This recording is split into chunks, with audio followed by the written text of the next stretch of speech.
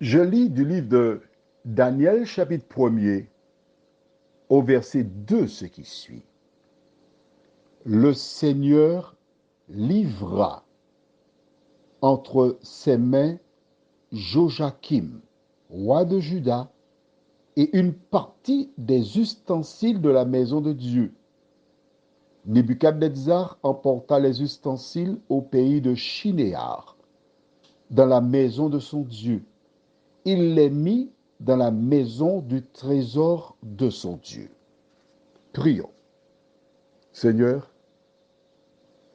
nous venons ce soir vers toi parce que nous voulons comprendre pourquoi des malheurs nous arrivent-ils. Pourquoi nous perdons la face. Pourquoi nous sommes battus. Que ton esprit continue à nous éclairer, nous t'en prions. Au nom de Jésus et pour ta gloire éternelle. Amen. J'aimerais te transporter mentalement à Jérusalem. Quand des sentinelles crièrent « Ennemi en vue, ennemi en vue !» Les gens montèrent sur les remparts pour regarder ce qui se passait. Et c'est alors qu'ils virent des soldats qui approchaient de Jérusalem. Jusqu'à présent, toutes les fois qu'il y avait la guerre, le peuple se consacrait, se sanctifiait, recherchait auprès de Dieu la délivrance. Ils commencèrent à prier, à demander à Dieu de les protéger, de leur sauver la vie. Ils crièrent à l'Éternel avec la conviction qu'il viendrait à leur secours. Mais les versets que nous venons de lire déclarent « Le Seigneur les livra ». En clair, Dieu ne les a pas protégés. Pourtant, il avait promis d'être avec eux. Pourquoi Dieu les a-t-il livrés entre les mains de Nebuchadnezzar? Quand tu rencontres des difficultés, des soucis, des problèmes, tu dois te poser une question, mais pourquoi, Seigneur?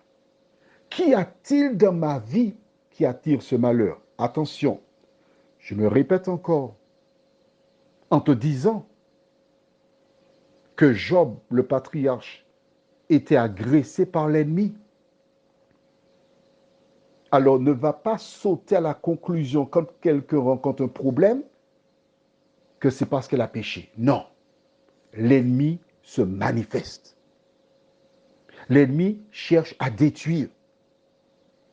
Quand une personne rencontre un problème, quand une personne est isolée, quand une personne est abandonnée, quand une personne est calomniée ou on dit des choses qui pour toi paraissent véridiques, la seule chose que tu dois faire, c'est de prier pour elle. Demander à Dieu d'intervenir, mais ne pas joindre tes paroles à celles des ennemis, des agents de Satan qui cherchent à détruire un enfant de l'Éternel. L'Éternel n'était pas là. Parlons de toi et de moi maintenant.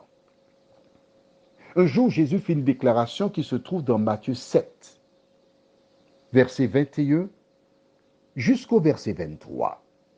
Qu'a dit Jésus? Ceux qui me disent Seigneur, Seigneur, n'entreront pas tous dans le royaume des cieux. Mais c'est celui-là seul qui fait quoi?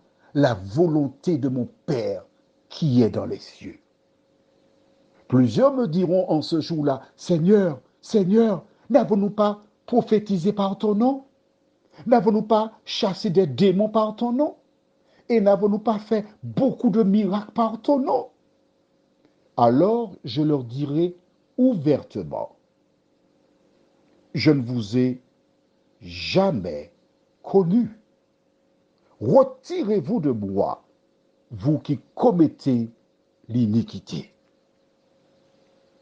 Ces versets de la Bible qui se trouvent dans Matthieu 7, versets 21 à 23, illustrent de fort belle manière ce qui s'est passé pour le peuple d'Israël du temps de Daniel.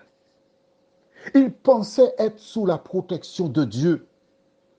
Ils pensaient que Dieu les entend, qu'il les exaucerait et qu'ils seraient délivrés. Mais ce ne fut pas le cas. Pourquoi? Parce qu'ils commettaient l'iniquité. Qu'est-ce que l'iniquité? Dans 1 Jean 5, verset 17, la Bible déclare « Toute iniquité est un péché ». Qu'est-ce que le péché? 1 Jean 3, verset 4 déclare « Quiconque pêche transgresse la loi ». Voilà pourquoi le peuple d'Israël du temps de Daniel n'a pas bénéficié de la protection de l'Éternel parce qu'il s'était détourné de lui. Voilà pourquoi, quand Jésus paraîtra dans le ciel à son avènement, plusieurs vivront cette expérience. Qu'en sera-t-il de toi? Prions. Seigneur,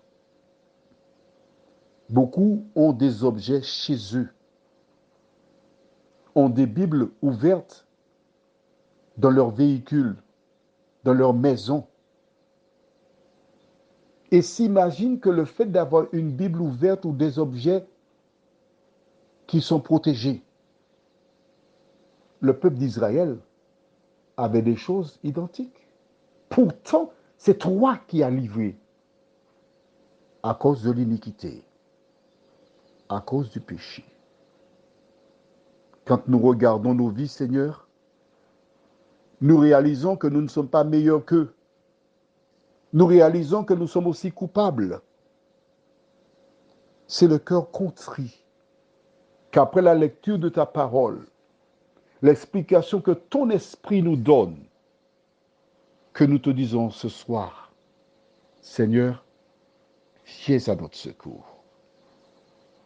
Aide-nous à non seulement lire ta parole, mais à la mettre en pratique, nous t'en prions.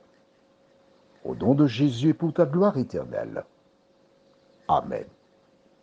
Je te souhaite une bonne nuit sous le regard de Dieu.